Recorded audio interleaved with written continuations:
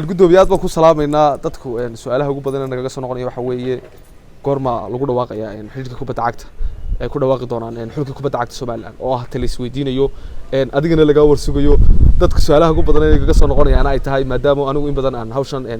Carababi adigana laga warsugayo aadna hawsha ku jirtid isla saaka bas hadii sheegtay imika socotid waxa jecel bal kelmad dad badan baa ku sugaya oo ka warsugaya oo adiga uu hadalkaaga soo eegaya shaqadaad qabatay waa lagu og yahay iyadoo muddo maanta 5 bilood aad marayso inaad dhaqaajisay sportkii guud ahaan Soomaaliland oo dhan taasi waa indhaha caalamku hayaan indhaha Soomaalida oo dhan hayaan ciyaartooyda oo dhan focuskeedu hayo bal inaad saaka ka warbixiso halkii hawshii marayso iyo goortaad ku dhawaaqaysaan bismillaahir rahmaanir rahiim sakariyo aad iyo aad baad u mahadsantahay walaal waa runta hawshaasi kulli waqtigeedii way joogtaa sideen wada ognahayba marka uu qofka dhalinyarada ahi uu ciyaaro ama heerka ciyaaraha uu ka bilaabo ciyaaraha loo yaqaan xaafadaha uu kadib iskuulaadka ciyaaro uu kadib degmooyinka ciyaaro uu kadib gobolada ciyaaro kadib uu ciyaaro horyaalka heerkan hadda marayno kolley waxa ku xigaa waa heer qaran hiigsiga qofkaas inta soo ciyaaray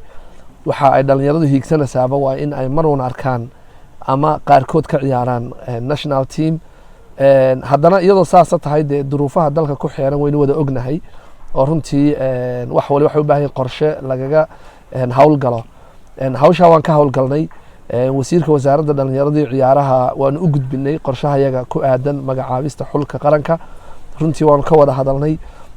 wasaaradda maaliyadana runtii waan ka wada hadalno dabcan waxay u baahanaysaa waynu ognahay dalkeenu ictiraaf male marka wuxuu u baahan yahay runtii qorshe inay dawladdu support garayso Somaliland national team waxaan aad ugu faraxsanahay in wasiirkii wasaaradda maaliyaddu runtii arintaas soo dhaweeyay uu runtii qiray inay tahay arin u baahan runtii xusitaan wasiirka wasaaradda dhalinyarada ciyaaruhuna runtii uu isna runtii muujiyay in loo baahan yahay Somaliland national team marka hawshaasi walaal meel fiican bay maraysaa shalay kulamaanu ka yeelanay maantana kulamada wali way noo soconayaan hadda u dambeeyay hadda xitaa waan ku sii soconaa qaybtii dambe kulamadaas waxaan rajaynaynaa insha Allah horyaaladaas intaysan dhamaan in hawshaas insha Allah aanu kulay processkeedu naga dhamaado anaga de qofkii ku haboon hawsha gudan kara national team manager waxa ugu horeeya anaga mas'uuliyadda nala gudboon waxa weeye bal dad ku haboon oo runtii meeqaamka matali kara oo shaqada u qalma inaan u soo xulno dhalinyarada kuwa ka qayb noqonaya de kulay waxa ku xiranta macallimiintaasi aragtida ay ka haystaan iyo wixii kulay marba meeqaamka kubaddooda ugu sareyso inay matalaan Somaliland dad badan baa u dhashay dunida daafaheeda joogo heerarka adduunka maanta horyaalada caalamka ka ciyaaraya sidoo kale horyaaladeena waa inoo furmo iyana ciyaartoy aad u fiican runtii ka soo baxeen wadamada jaarka indhaha inagu haya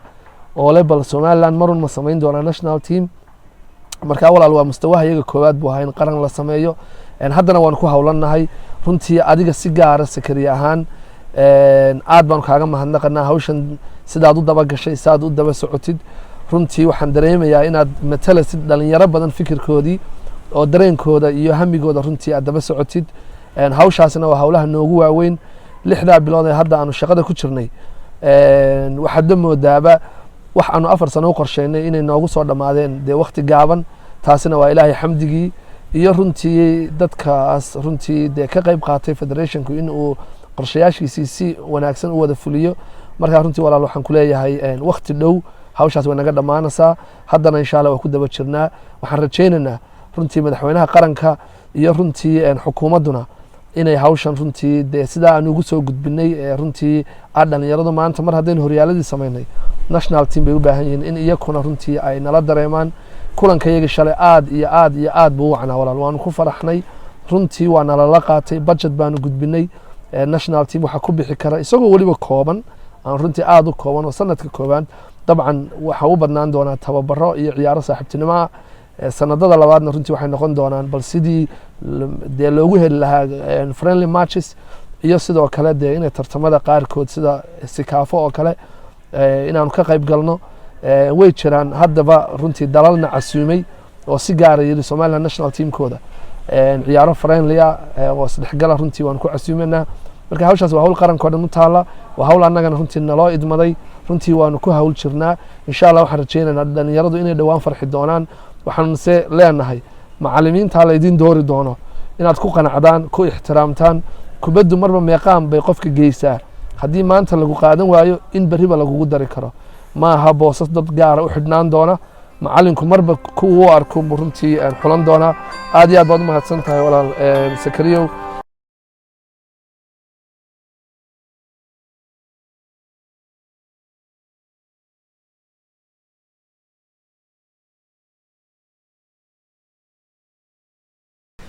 halkan waxaan kula kulannay gudoomiyaha xiriirka kubadda cagta Soomaaliland oo sidaad maqlayseen ka dhawaajiyay inuu ku jiro isla saakana ugu qorsheeyay wado sida xulki qaranka lagu dhawaaqi lahaa wuxuu kale oo ka dhawaajiyay tababaraha oo dhiirilaha la shaqeeyaan dhalinyarta Soomaaliland tababarahaas oo dhawaan ku dhawaaqi doono maalmaha soo food ee nagu soo haya wixii wararka ka soo kordha waxaad kala socon doontaan halkan oo aan si joogto ah ku soo gudbin doono tababaraha iyo sidoo kale